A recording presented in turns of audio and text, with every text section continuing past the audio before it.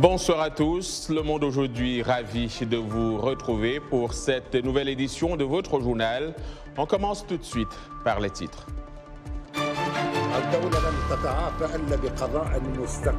En Tunisie, Kais Saïd hausse le ton contre les membres de l'ancien Parlement.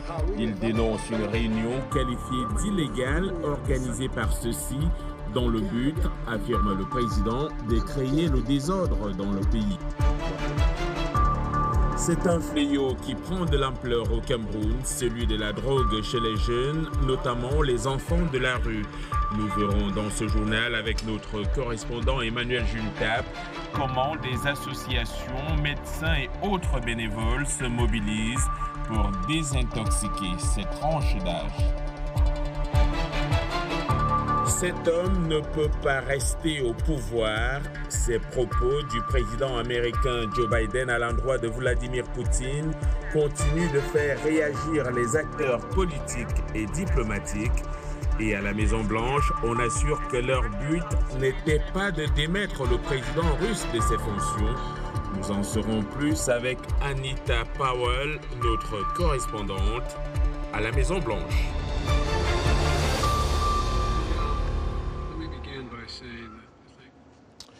Une fois encore, bonsoir. La Russie a promis mardi de réduire radicalement son activité militaire en direction de Kiev, en Ukraine. Après des pourparlers russo-ukrainiens à Istanbul, le chef de la délégation russe et représentant du Kremlin, Vladimir Medinsky, a fait état des discussions substantielles et déclaré que les propositions claires de l'Ukraine en vue d'un accord allaient être étudiées très prochainement et soumise au président Vladimir Poutine.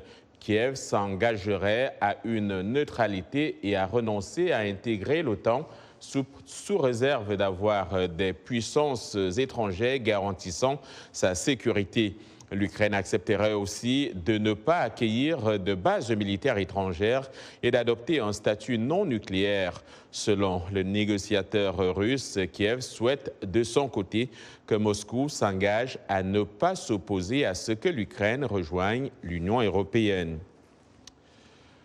La tournée diplomatique éclair du président américain Joe Biden en Europe restera marquée par cette petite phrase qui a secoué le monde. Pour l'amour de Dieu, cet homme ne peut pas rester au pouvoir. Une référence au président Vladimir Poutine que la Maison-Blanche a vite fait d'expliquer autrement. 2 jours après son discours, Biden a précisé que même s'il ne reculait pas devant ce sentiment, les États-Unis n'avaient pas l'intention de forcer Poutine à quitter ses fonctions. Les détails avec Anita Powell de la VOA, un récit de Ginny Kapumbu-Villa. Après 3 jours de longues réunions et de négociations délicates, d'accords fermes et de promesses ferventes, tout s'est résumé à 12 mots sur le président russe Vladimir Poutine. Pour l'amour de Dieu, cet homme ne peut pas rester au pouvoir. De retour à Washington lundi, Biden a défendu ses propos mais a clarifié son intention. Je ne réitère rien. Le fait est que j'exprimais l'indignation morale que je ressentais envers la façon dont Poutine agit et les actions de cet homme, qui n'est que brutalité sur la moitié des enfants en Ukraine. Je venais juste de vivre avec ces familles. Et donc, mais je veux que ce soit clair, je n'étais pas à l'époque et je n'articule pas maintenant un changement de politique. J'ai exprimé l'indignation morale que je ressens et je ne m'en excuse pas. Mais les analystes disent que c'est un discours dangereux pour la diplomatie américaine.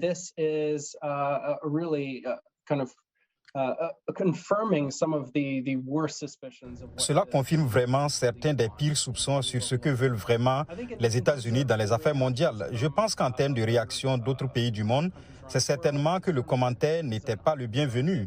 Nous avons certainement vu des partenaires européens préciser que les États-Unis ne devraient pas et ne peuvent pas utiliser ce genre de langage d'escalade. Et donc, je pense que malheureusement, le commentaire est celui qui va se répercuter encore pendant plusieurs jours et semaines. The comment is one that is going to reverberate still for a number of days and weeks. Biden, qui s'est dit ému par les réfugiés ukrainiens qu'il a rencontrés en Pologne, a souligné qu'il ne menaçait pas Poutine d'un changement de régime. J'exprimais juste mon indignation. Il ne devrait pas rester au pouvoir. Tout comme, vous savez, les mauvaises personnes ne devraient pas continuer à faire de mauvaises choses. Mais cela ne signifie pas que nous avons une politique fondamentale à faire quoi que ce soit pour abattre Poutine de quelque manière que ce soit. Putin is a big boy. Remember, he had been called. Poutine est un grand garçon. Rappelez-vous, il avait été traité de meurtrier, puis ils se sont souris et se sont serrés la main. Je crois donc qu'à long terme, je ne pense pas que cela gênera quoi que ce soit. Maintenant, dire qu'il oubliera, non, bien sûr qu'il ne le fera pas, il n'oubliera pas. Et il essaiera certainement de se venger de Biden d'une manière ou d'une autre, que ce soit de manière rhétorique ou, vous savez, dans une sorte d'action politique. Mais pour l'instant, vous savez, ce n'est pas une catastrophe. Or in some sort of policy action. But for now, it's not a disaster. Aron dit qu'il est peu probable que Poutine change de cap dans ce conflit brutal qui est maintenant dans son 2e mois. Lundi, la télévision d'État russe a diffusé ce qu'elle a dit être l'intérieur d'un théâtre détruit par un bombardement russe le 16 mars dans la ville méridionale de Mariupol.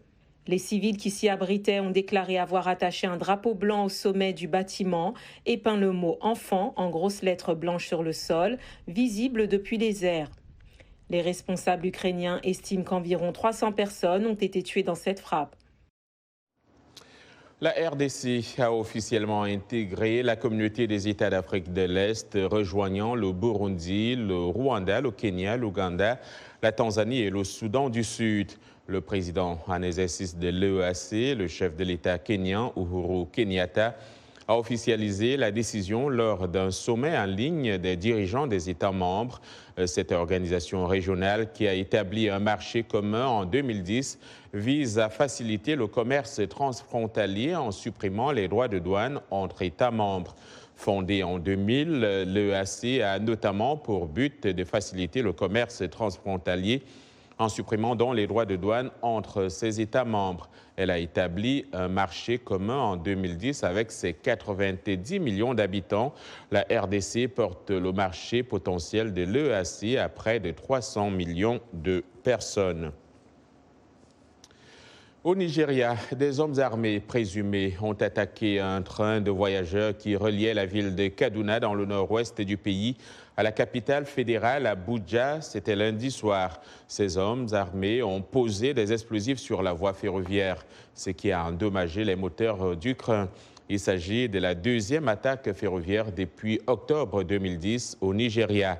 L'attentat contre ces trains, qui avait près de 1000 passagers à bord, n'a pour l'heure pas été revendiqué. L'armée a été déployée sur le site de l'attaque pour sécuriser le train, selon un porte-parole du gouvernement de l'État de Kaduna. La Société nationale des chemins de fer a annoncé mardi qu'elle suspendait ses opérations sur l'une des voies les plus populaires du pays jusqu'à nouvel ordre. En Tunisie, le président Kais Saïed a dénoncé les réunions illégales du bureau du Parlement suspendues depuis son coup de force en juillet, qui vise, selon lui, à créer le désordre dans le pays, secoué par une profonde crise politique. Les précisions de Gabi Dorsil. À l'ouverture lundi du Conseil de la sécurité nationale, une réunion dont l'enregistrement vidéo a été publié tôt mardi sur la page Facebook de la présidence tunisienne, Kais Saïed s'est voulu ferme. Ce qui s'est passé aujourd'hui, et la soi-disant réunion virtuelle, est illégal parce que l'Assemblée des représentants du peuple est envieilleuse ainsi que son bureau. Après des mois de blocage politique, M. Saïed, élu fin 2019, s'est arrogé les pleins pouvoirs le 25 juillet dernier, limogeant le Premier ministre et suspendant le Parlement. Le bureau de l'Assemblée des représentants du peuple, une instance qui regroupe la présidence du Parlement et des représentants des partis y siégeant, a organisé lundi une réunion en ligne et a décidé la tenue d'une séance plénière mercredi pour examiner l'annulation des mesures exceptionnelles décidées par le président Saïed. Ces mesures lui permettent de gouverner par décret. Le bureau, présidé par le chef du parti d'inspiration islamiste Ennahda, Rachid Ghannouchi, n'a pas précisé si cette plénière aurait lieu en ligne ou dans son siège, fermé depuis le coup de force du président. Ceux qui veulent le désordre dans l'État et ses institutions ou qui veulent s'entretuer, il y a des forces et des institutions qui les combattront, a mis en garde Kais Saïed. L'État se rétablira seulement grâce à un pouvoir judiciaire indépendant opposé par ceux qui tentent de miner l'État et ceux qui cherchent désespérément à fomenter un coup d'État. Kais Saied a dit aux députés avec une pointe d'ironie qu'ils pouvaient se réunir dans une navette spatiale. Et puis retour au Congo, dans l'est de la République démocratique du Congo, donc, où la mission de l'ONU en RDC, la MONUSCO, a perdu le contact avec un de ses hélicoptères de reconnaissance ce mardi 29 mars à midi. Sur son compte Twitter officiel, la MONUSCO a indiqué que l'hélicoptère était en mission de reconnaissance dans la zone de Tchanzu, dans le territoire de Rutshuru, au nord Kivu. L'armée congolaise, de son côté, parle d'un forfait perpétré par les rebelles du mouvement du 23 mars, le M23, alors que l'hélicoptère était en mission offensive avec à son bord 8 casques bleus, des membres d'équipage et des observateurs de l'ONU. Tous seraient morts selon les dernières informations. Suivez le général de brigade Sylvain Ekenge, porte-parole du gouvernement provincial du Nord Kivu, dans cet extrait choisi par notre correspondant dans la région, Zanem Neti Zaidi. Les forces armées de la République démocratique du Congo portent à la connaissance de l'opinion tant nationale qu'internationale que, en plus des dégâts causés hier le 28 mars 2022 par les M23 à Tchanzu, Runyonyi, Ndiza, Tchenguerero et les environs, ce mouvement récidiviste M23 vient d'abattre dans la zone qu'il contrôle l'un des 2 hélicoptères de reconnaissance de la mission des Nations Unies pour la stabilisation en RDC, en sigle MONUSCO, avec à son bord 8 casques bleus, membres d'équipage et observateurs des Nations Unies. L'hélicoptère a été abattu en pleine mission inoffensive d'évaluation des mouvements des populations causés par les attaques du M23 dans la région, en prévision des actions humanitaires à entreprendre. Les forces armées de la République démocratique du Congo et la MONUSCO sont à pied d'œuvre pour retrouver l'appareil et les potentiels survivants. Voilà, le secrétaire d'État américain Tony Blinken effectue une visite au Maroc aujourd'hui pour consolider un partenariat stratégique régional dans un climat de tension au Maghreb et dans le Golfe, après avoir rencontré en Israël des alliés arabes. Le patron de la diplomatie américaine a été reçu par son homologue marocain Nasser Bourita, présent hier à la réunion inédite dans le désert israélien du Negev, avec 3 autres ministres arabes. Également à l'agenda au Maroc, des entrevues avec le Premier ministre Aziz Akranouch et avec le prince héritier d'Abu Dhabi, Mohamed Ben Sayed Al Nahyan, le dirigeant de facto des Émirats arabes unis, dont les relations avec son traditionnel allié américain ont été mises à l'épreuve après une série de désaccords. Le secrétaire d'État américain achèvera sa tournée régionale demain en Algérie, rivale du Maroc en Afrique du Nord et allié de la Russie. La consommation de la drogue par les enfants est un fléau en expansion au Cameroun, notamment chez les enfants de la rue, les jeunes élèves et les étudiants. Des associations, des médecins et des jeunes bénévoles tentent tant bien que mal de sortir cette tranche d'âge des ravages de ces fléaux. C'est un reportage à Yaoundé d'Emmanuel Jultap. Le sport matinal, c'est désormais un rendez-vous obligatoire pour Jean-Claude, 33 ans, Raina, 19 ans, Jeff, 18 ans et Enzo, 16 ans. Des visages d'une jeunesse déterminée à abandonner la drogue dans ce centre de désintoxication. Quand un malade est admis ici, nous ne traitons pas avec les comprimés. Nous le prenons en charge avec les produits de base, les produits naturels. Au bout de quelques temps, ces produits le nettoient de l'intérieur et de cette propriété intérieure qui apparaît au niveau de la peau. À cause de ça, ceux qui raisonnent autrement, ils disent des choses qui ne sont pas courantes. Nous les donnons le germe de trucs naturels. Après 2 jours, vous allez voir quelqu'un qui est venu en train de raconter des histoires dans l'air, elles sont finies, les crises bipolaires, est stable. Tel que vous avez vu la jeune fille qui est là, Raina, qui est venue ici à l'état, elle était inconsolable, elle ne peut pas parler devant les gens. Raina, c'est cette jeune fille de 19 ans qui a pris la drogue à l'âge de 13 ans pour la première fois. Rejetée par ses parents, elle porte aujourd'hui une 3e grossesse indésirée. Elle est en phase de rééducation. À mon arrivée ici à CIPES, j'ai compris que chaque être humain a droit à la vie, chaque personne a droit à une seconde chance. Avec des encadreurs comme Dr Abel, vraiment, nous avons vraiment besoin de ça. Il nous conseille. Et quand il nous fait cela, nous ne nous sentons pas rejetés. Lui est chirurgien dentiste. À cause des problèmes familiaux, ce jeune médecin a sombré dans la drogue en 2020 sous l'influence d'un de ses amis. Je suis arrivé ici escorté par 4 gendarmes lourdement armés sous le regard désemparé de mon papa. Pendant un bout de temps, je me suis retrouvé à nourrir même secrètement l'envie de fuir du centre, malgré que j'avais des chaînes aux pieds. Après beaucoup de réflexions, je me suis finalement ouvert au docteur Abel, qui m'a immédiatement pris dans ses bras. Et c'est là où le traitement a commencé. Au Cameroun, 60% des usagers de la drogue ont entre 20 et 25 ans. Des élèves comme Jeff et Enzo ont vu leur cursus scolaire brutalement interrompu à cause des stupéfiants. Il n'y a pas d'avantage à être un drogué, à être un fumeur, à être, je sais vraiment pas, être un vibré, comme on le dit vulgairement. Voilà.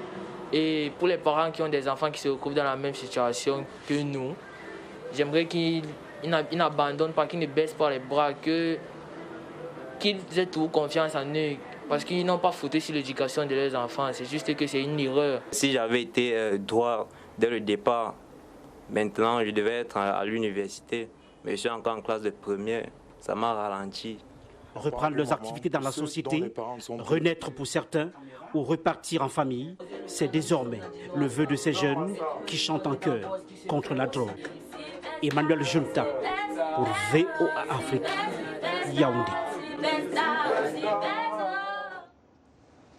Vous regardez Le Monde aujourd'hui en direct de Washington sur VOA Afrique. N'allez nulle part ailleurs, l'information vous revient dans un instant.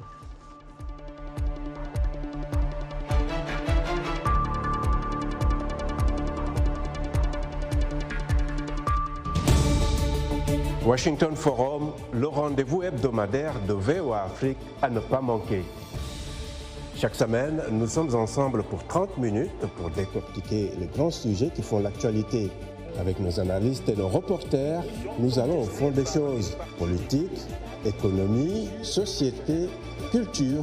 Nous posons le débat et nos analystes sont là pour apporter l'éclairage. Washington Forum, c'est aussi vous, le public. Vous pouvez participer en réagissant au thème de la semaine sur nos réseaux sociaux.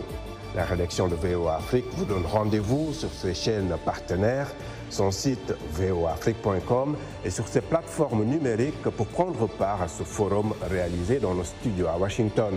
À très bientôt dans Washington Forum.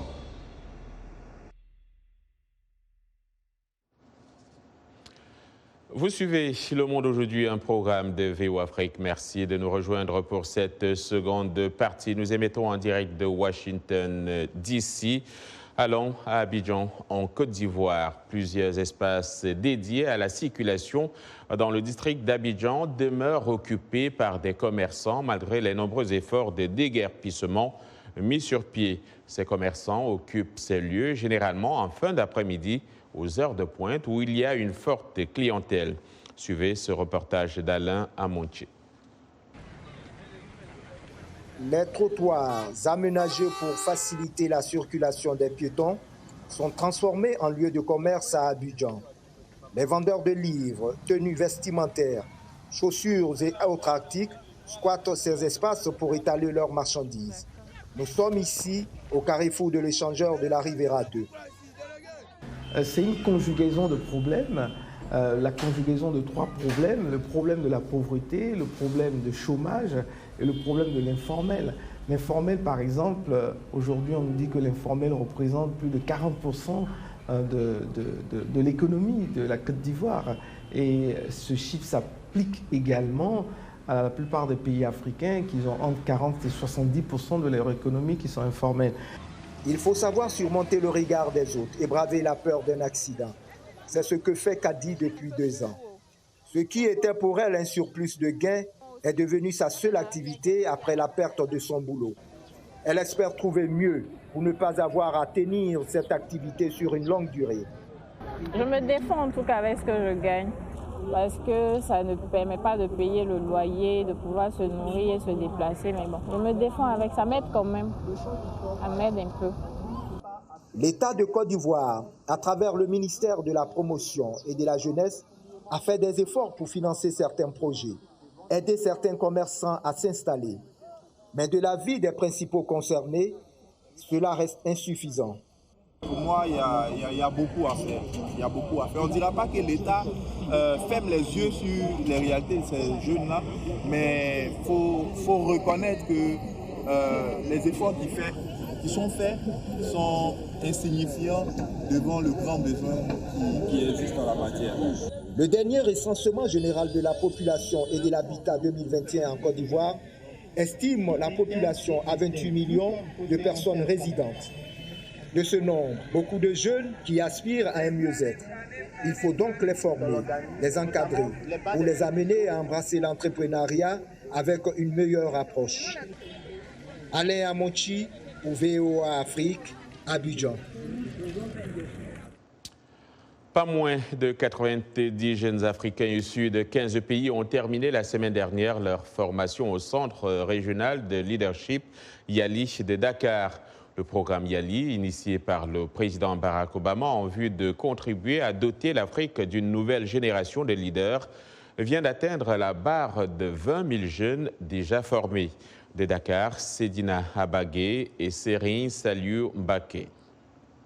À ce propos, business et entrepreneuriat, engagement citoyen, gestion des affaires publiques. Pendant 3 semaines, près d'une centaine de jeunes Africains ont reçu une formation intensive dans ces domaines. Pour eux, les échanges et enseignements ont permis d'avoir une vision plus complète du leadership et surtout de comprendre que seule l'union peut permettre le développement de l'Afrique. Ça me fait comprendre que malgré le fait que nous sommes tous, chacun dans son pays, avec son environnement, avec sa culture et ses mœurs, mais les problématiques, nous, Africains, sont les mêmes. Surtout pendant le cours, on disait chez nous au Mali, chez nous au Niger, chez nous au Sao Tomé. Mais malgré cela, les problématiques sont les mêmes. Cela veut dire que nous, en tant que jeunes leaders, en tant que jeunes Africains, si on travaille en réseau, c'est ça aussi la façon dont ici au Yali nous font comprendre qu'il faut travailler en réseau pour arriver à un bout. Et quel est le but principal pour nous en tant que jeunes Africains? Que toute l'Afrique elle soit développée. Ces 90 jeunes leaders africains ont traité de plusieurs problèmes et l'un des projets phares a porté sur l'éducation et la sensibilisation des jeunes élèves sur l'usage rationnel des réseaux sociaux. Un projet porté par un jeune Sénégalais, fonctionnaire de police et enquêteur à la division spéciale de cybercriminalité. Je ne vous l'apprends pas, les réseaux sociaux sont en train de faire des dégâts énormes sur la vie quotidienne des élèves et sur la vie des jeunes d'une manière générale. Donc, ce projet a été réalisé en phase test au lycée Kennedy et dans l'immédiat, des effets ont été sentis parce qu'il y a beaucoup de jeunes qui se sont volontairement manifestés pour dire qu'ils sont victimes d'harcèlement, ils sont victimes de menaces sur les réseaux sociaux. Au-delà de la formation, le Centre régional de leadership Yali Dakar accompagne et encourage ses alumni à partager leurs opportunités et projets avec d'autres jeunes, aux femmes et aux personnes issues des minorités. Il arrive qu'ils conçoivent des formations sur la base de ce qu'ils ont appris, mais plus adaptées aux cibles qu'ils rencontrent sur le terrain directement. Aujourd'hui, dans les stratégies du Centre régional de leadership Yali Dakar, on va accompagner les réseaux pays qui sont des antennes dans chacun des pays pour qu'ils forment d'autres jeunes, mais en masse. Et tout ce qui est contenu de formation et matériel pédagogique sera fourni par le centre. Donc nous espérons pouvoir atteindre une cible beaucoup plus large que les 4356 qu'on a déjà formés. Au total, c'est plus de 20 000 jeunes leaders africains qui ont eu à bénéficier du programme YALI à travers des centres régionaux de formation en leadership installés à Dakar, Accra, Nairobi et Pretoria.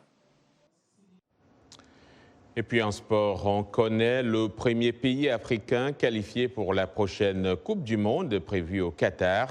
Il s'agit du Ghana qui a arraché son ticket en accrochant le Nigeria chez lui 1-1 après le nul 0-0 à l'aller lors des barrages Zone Afrique. Présentement, Lion de la Teranga et Pharaon d'Égypte sont à la séance des pénaltys après un score de 1-0 pour le Sénégal. L'Égypte avait fait pareil à l'aller. Les 3 autres représentants africains au mondial seront connus à l'issue des 3 matchs en cours. Après sa défaite à Douala, 1-0 à l'aller face à l'Algérie, le Cameroun cherche la qualification à Blida. En Algérie, idem pour le Mali, en déplacement à Tunis après son échec 1-0 à Bamako contre la Tunisie. À Casablanca, au Maroc, Lion de l'Atlas et Léopard de la RDC sont aux prises après le nul au match aller à Kinshasa, 1 but partout donc. Et puis, avant de nous quitter, un dernier mot peut-être. Un diamant blanc de 228,31 carats a été dévoilé pour la première fois au public vendredi à Dubaï, aux Émirats arabes unis, avant d'être mis aux enchères en mai prochain en Suisse, où son prix pourrait atteindre les 30 millions de dollars. Surnommé The Rock, la pierre serait polie en Afrique du Sud. Il y a plus de 20 ans, est le plus grand diamant noir jamais classé par l'Institut américain des géomologies, d'après la maison Christie's. Après ses débuts à Christie's de Dubaï, du 26 au 29 mars, donc aujourd'hui, le diamant géant sera présenté à Taipei, à New York et à Genève, où il sera mis en vente le 11 mai prochain. Le record d'enchère pour un diamant incolore est détenu par une pierre de 163, autant pour moi, 41 carats, vendu donc à 33,7 millions de dollars en novembre 2017. En février dernier, Sotheby's à Londres a vendu un diamant noir de 555,55 carats, le plus grand diamant noir naturel au monde, à 4,3 millions de dollars. Pardon, ça met le chat à la gauche quand on parle de diamants. C'est la fin de ce journal Le Monde aujourd'hui, fin de cette édition dont, au nom de toute l'équipe, je vous dis merci de l'avoir suivi. Demain est un autre jour. D'ici là, passez une excellente soirée.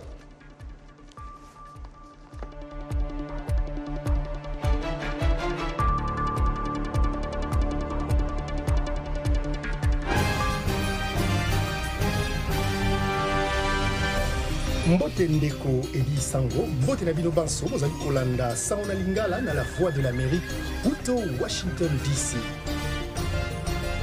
Sango Mokili Lelo, c'est votre nouveau rendez-vous d'actualité en Lingala de la Voix de l'Amérique. Tous les jours, de lundi à vendredi, nous vous proposons 2 éditions d'actualité. La première, de 17h à 17h30 temps universel, et la deuxième, de 19h30 à 20h temps universel. Politique, société, culture, économie, sport. La rédaction Lingala de la Voix de l'Amérique vous donne rendez-vous pour décrypter l'actualité congolaise, africaine et du monde. Sango Mokili Lelo, c'est tous les jours, de lundi à vendredi, sur nos ondes et celles de nos stations partenaires, dans l'une des plus belles langues d'Afrique, le Lingala.